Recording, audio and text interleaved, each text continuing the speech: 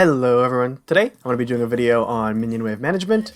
I'm going to show you mid lane first, and then I'm going to go over top/bot lane. Since mid lane's a shorter lane, the minion wave management's a little unique. It takes an extra 10 seconds for minions to get to top and bot lane as opposed to mid lane.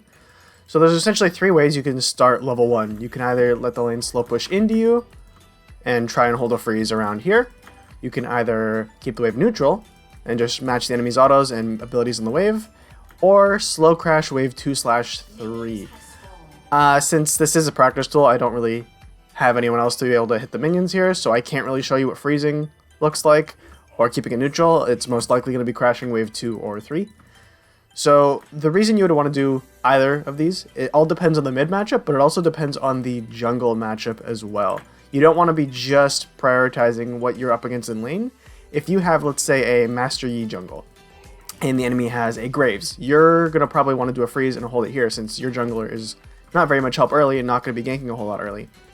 And the enemy jungler is an aggressive early jungler, so you don't really want to die. So the way you do the slow push and crash wave 2, you do this against like Yasuo, maybe a Kiana, Yone, someone who's level 1 isn't very strong. You would posture forward, and you would be hitting them with Q autos. And for the wave, you generally want to try and crash wave 3. Crashing wave 2 is a little risky, because if you don't zone them off fully, you'll get the wave frozen right in front of their tower, and you'll be in a risky spot for about a wave or two. So ideally, you want to crash wave 3. And the way you do that is just last hit. You get your autos off the last possible second. You wait till the autos are in the air for the minions or already wound up, and then you get the auto attack off to get the last hit, like I'm doing here. So the wave isn't pushing too quickly, because if I did kill all these minions, the wave would be pushing too quickly, and it would be here. So now the wave is still in the middle here, and now we would want to use every single one of our abilities on the wave, while we're continuously zoning them off. So you'd be pushing. This is also how you get a cheater recall off. A cheater recall is when you use all of your abilities, all your mana, everything, and trying to get a recall off at wave 3 for an item back or buy. So see, now we crash wave 3 here. This gets to tower perfectly. We could either look for a recall here or look for a ward. Generally, what I would do is look for a ward.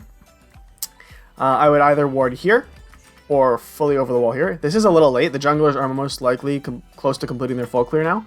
Warding here is a little bit better, though, in case they haven't. If they showed bot lane or something like that, you know they're going to be topside now. And this wave is going to be slow pushing back into us. That's the one good thing about this strategy, is scuttle fights aren't really relevant anymore since they're so weak. The first scuttle is, at least. So having lane priority for scuttle fights doesn't really matter a whole lot, but you're putting yourself in a safe spot for when ganks are coming out. So if I'm just last hitting here, sitting back, waiting, you could always fake a recall here. And for actually holding freezes, it's all about the number of minions and the wave position.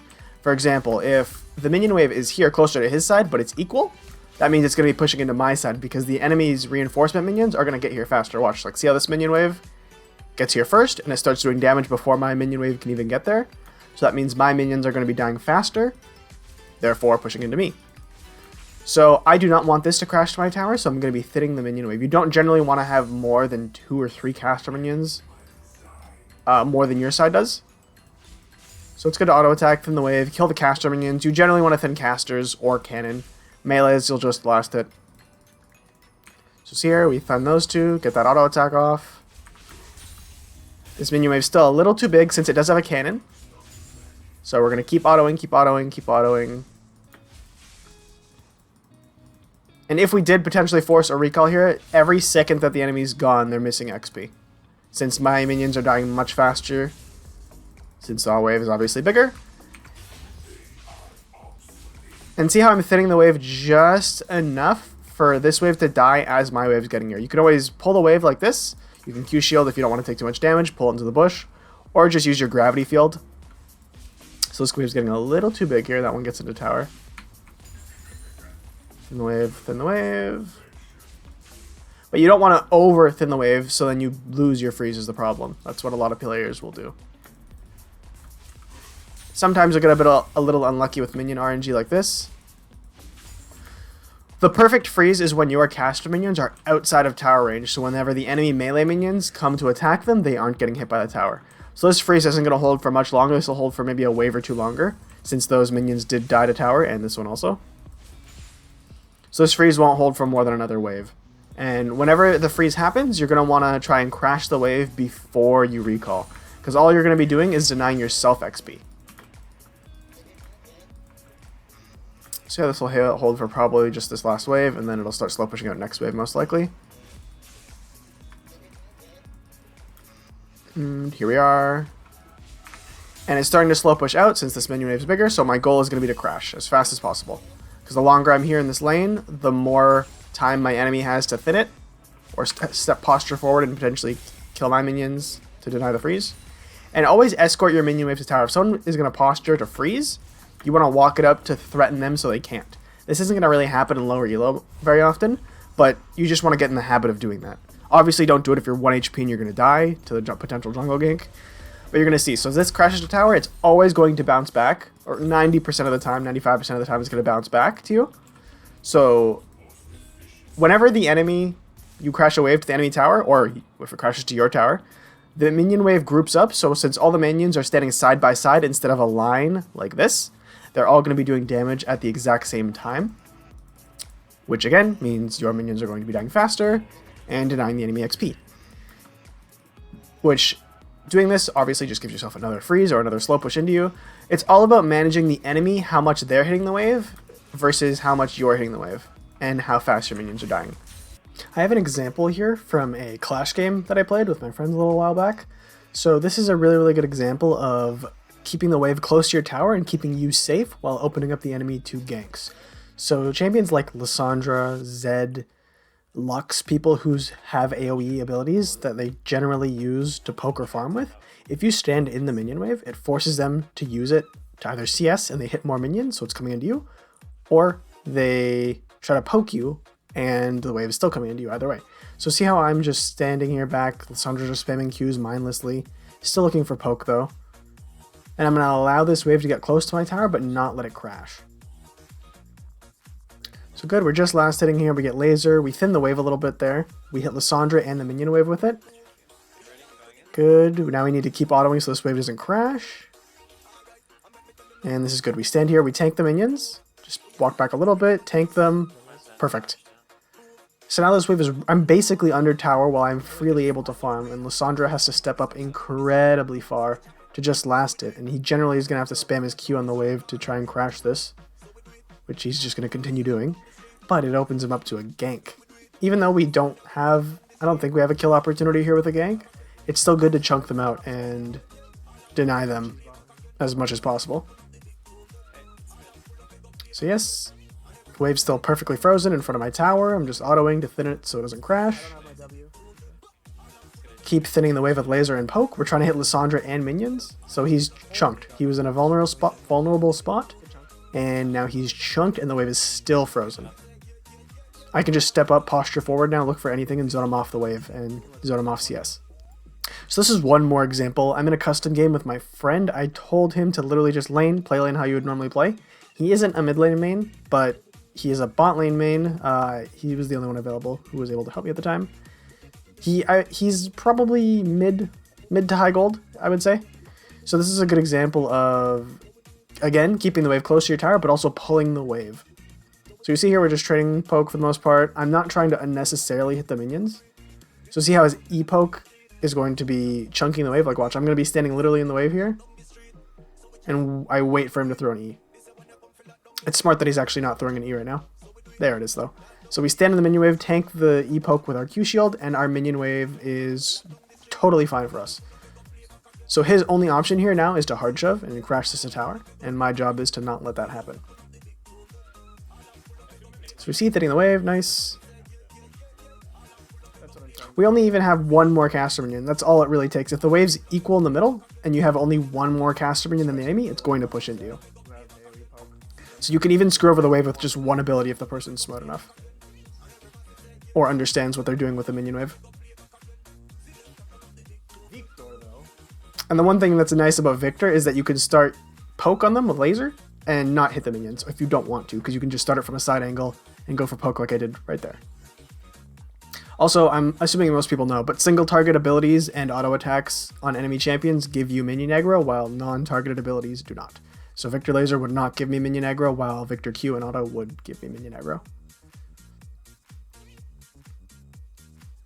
So we're keeping the wave relatively neutral here, but now it's going to start getting way closer to us here, which would open up the Lux to ganks, which is honestly the time that junglers would be completing their full clear, about 320. If you're good anywhere from like 310 to like 330, if you're full clearing, which junglers are going to be doing nowadays with the scuttles being terrible.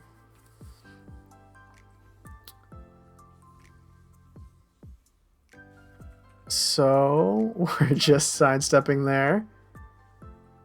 And I'm pretty sure here's where I'll need to pull the wave. So auto should laser this. Good. Thin it a little bit. Tank the minion wave with Q and pull it directly into the bush. I do get hit by the E there, but that's still fine. So again, the minion wave's closer to my side. It really opens up Lux to a gank, and we're doing pretty good. I'm going to show you a little bit of bot lane. I'm just going to teleport bot lane here. So the side lanes are a little longer, so it's harder to crash early waves, but it is also much more punishing. Top lane is the most punishing role in the game because it's a one-on-one lane. Bot lane is 2v2, so it's easier to push and crash waves, while top lane is a one-on-one lane, so it makes it harder because you don't have much abilities or damage. So if you get a good minion wave position, you can honestly just win the game off of 1, maybe 2 kills top lane, or a freeze. Okay, Lucian bot, go away. So this wave is building up a big crash. Assume this is like a bronze Lucian, I guess. I don't know. So he's autoing the wave unnecessarily here, which this wave would have been a freeze for him. But since he's going to be autoing the wave like this, obviously the bot. So just using it as an example, we would want to try and hold our wave here as long as possible for our jungler to potentially gank. What we also could do, okay, Lucian bot, just chill, bro. Okay, Lucian bot, just go away, Lucian bot. Okay, just go away, Lucian bot. Thank you. If you ever do ult to chunk out the enemy, even if you're not using it to kill them, it's good to chunk them out and use it to shove the wave at the same time, like that right there. If you're using to ult and fight in a minion wave, don't be scared to use your ulti to hard shove lanes as well early. If you don't have enough mana to use your laser or enough damage with your laser upgrade, since you don't have it at this point, don't be scared to use your ultimate to crash waves. It's honestly a very good thing to do. In this situation, since the Lucian was incredibly low, I would crash this because if he stays, he's dead.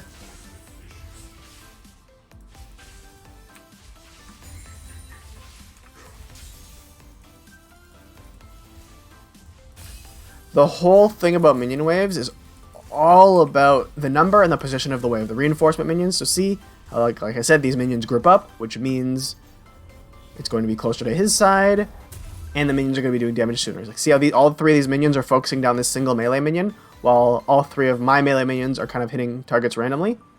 That's because they grouped up under tower. So let's hypothetically say you got a kill, let's say right about now. Let's say the top laner just died now. I don't have enough mana. Let's say I didn't have my laser upgrade as well and I wasn't level 8. Let's say this was much earlier. I don't have enough mana or enough damage to be able to shove the wave, but you don't want the wave to crash to tower. So what you can do, gravity field the wave, laser, kill the cannon, and I would back right here. I would want to kill 2 more caster minions. This is going to crash, actually. Never mind. I can't do this. That would have crashed to wave, and I would have missed CS. So what I'm going to do is kill another minion here, gravity field, and that should be fine. Why is that minion hitting me? Bruh! Minions stop my back. Clutch minions.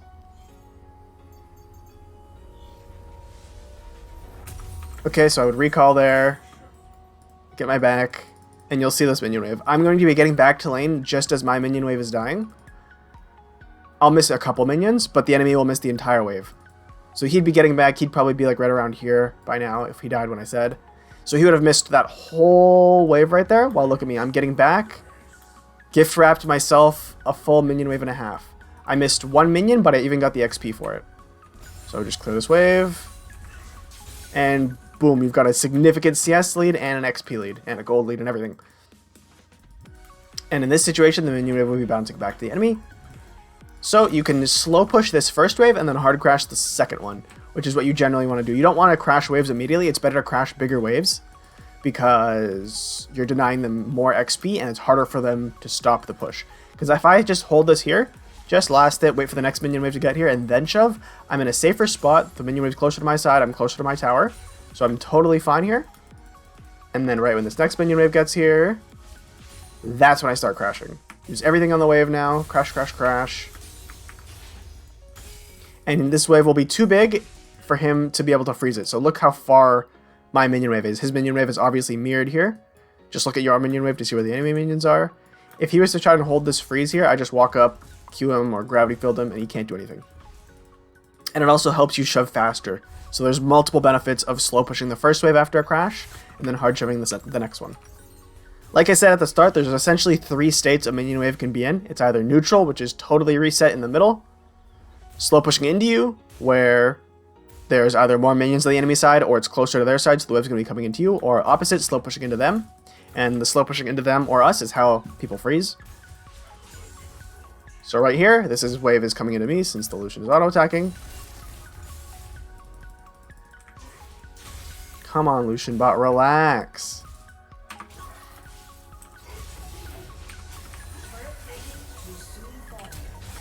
Okay. So right here, we would have a freeze here. In this situation, I would hard shove since I have laser upgrade. I'll show you. Since I'm going to hard shove here because this is what you would want to do. If you had laser upgrade, you'd want to hard shove because that's the best way to deny him XP and CS. If he had teleport, and if I'm fully, it all depends on what your HP is. If they have teleport, if they don't have teleport, all that. So if I was low, I would want to hard shove and recall. But if I was super healthy, I just came back from back and killed him like that, and he has teleport, I would hold the freeze there because he's going to immediately TP back to lane whenever he's up. If he doesn't, he's going to lose 3-4 waves worth of XP and gold. So yeah, we would crash, crash. That's the one nice thing about having laser upgrade on Victor is you can shove waves so incredibly quickly that you can honestly do whatever you want to the minion wave. A lot of Victor players will just hard shove without thinking, but you always want to think, can I back here? Can I get a goodbye here? What would be the good option here? It's always dependent on jungler position. Are they on that side of the map or not? Am I safe? Do I need to keep the wave closer to my tower? Am I healthy enough to stay? Do I have enough mana to stay? Do I have a good enough buy-in base? All of those things you should be asking yourself if you're trying to shove, back, or freeze. The most important thing, honestly, is XP over the gold. Like, if you can deny the enemy XP, that's the most valuable thing, honestly, in League of Legends. If I could choose to only get XP or gold, obviously that doesn't happen, because whenever you get gold, you're getting XP.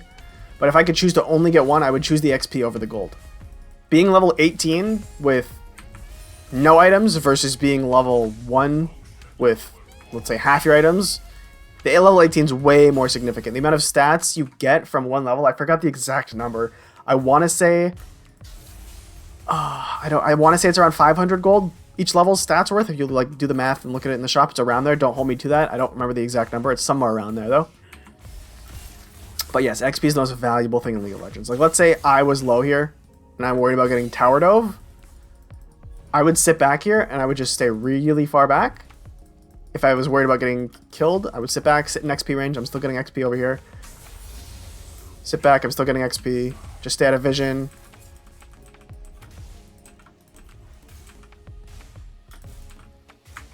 And just posture back. Something you can do is figure out XP range. If you don't know the exact range, look at your XP, see where the minion dies. If you don't, like this, I'm pretty sure this is an XP range. No XP. Walk a little forward. Didn't get XP. There we're getting XP. So I think I need to be about this far. And look at our XP. And it went up. It's going up, yep. So we're in XP range. One thing for mid lane that you can do is if you're really worried about getting dove from like top side or something and you actually can't stay, let's say your HP is like this. Let me just crash this. Let's say this was my side and I have like this HP and I'm worried about getting tower dove here. I can either sit here, right here, or over the wall here in the raptor pit. If I know where the jungler is and I'm safe here, and I can't stay, but I really want that XP, I can go over here.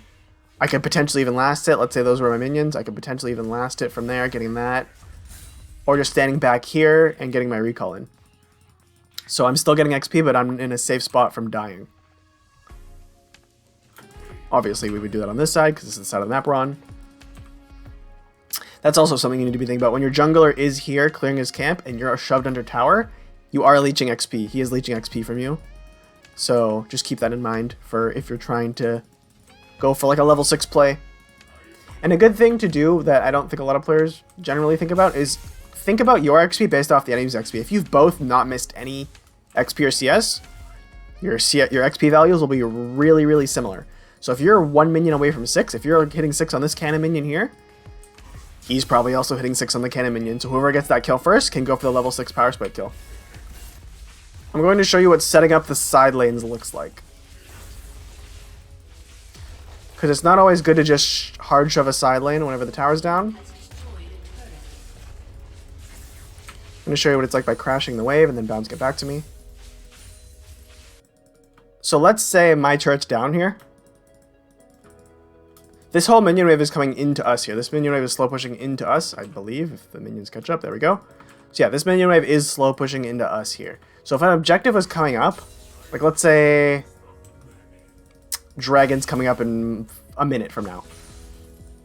What I want to do is build a slow push that crashes to the enemy's tower without having the wave just full on crash. So we're going to create what's called a big side lane here, like a big wave, a big side wave for an objective. This is fantastic because someone's going to have to deal with this, and if they don't, then they're going to be missing a lot of XP. So what you want to do is you want to build up a slow push. Like I said, you want to just last hit, thin the wave just so it's enough.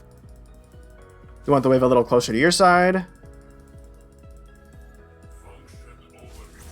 Oh.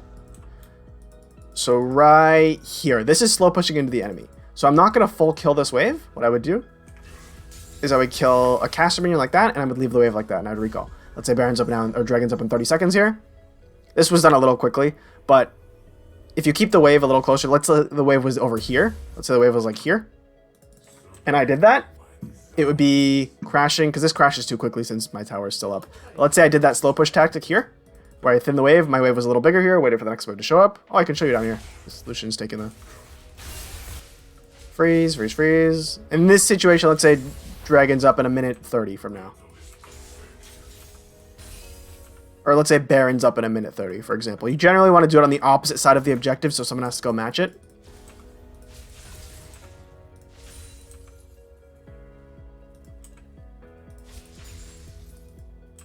So this here is going to slow push, this wave right here. Lucian, go away, I don't...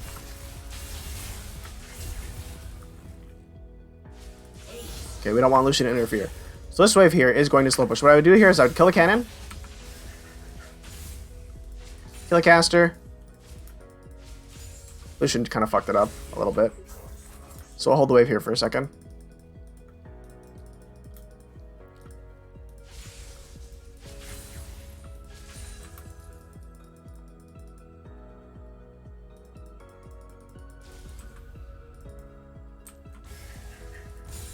Kill the casters only, and then let this wave go. So I would recall here, and then I would group up with my team at Baron. Because this, let's say this tower wasn't here. Let's say this tower was already gone. Recall there. Okay, this tower's going to kill. It's a little awkward to show. But I hope you guys get the premise. I would do that. You'd create a slow push. You wouldn't kill the entire minion wave. You wouldn't just go laser delete the entire wave. Like, let's say this was happening. Perfect. We'll show this from their side. So let's say I had this wave like this. I would kill this cannon minion and just leave. Just kill the cannon minion and then leave. And then that would slow push into my side. If we were on that side, it would be the enemy side. And we build a massive wave to crash the tower. So someone's going to have to either deal with that or miss a lot of golden XP. That's the tactic, essentially. And it would also do a lot of damage to the tower. If no one is there to match it. Thank you for watching, everyone. I hope you enjoyed this video. I'm sorry if it was a little stale. I didn't really know how to make it more entertaining. I hope it was informative enough for you guys, though. Please, if you enjoyed it, leave a like, subscribe. If there's anything you didn't like in it, please let me know. I can maybe try and do something a little different next time if I want to go over this maybe in a clearer format. Not sure how clear this was to you guys. Thank you for watching. See you next time.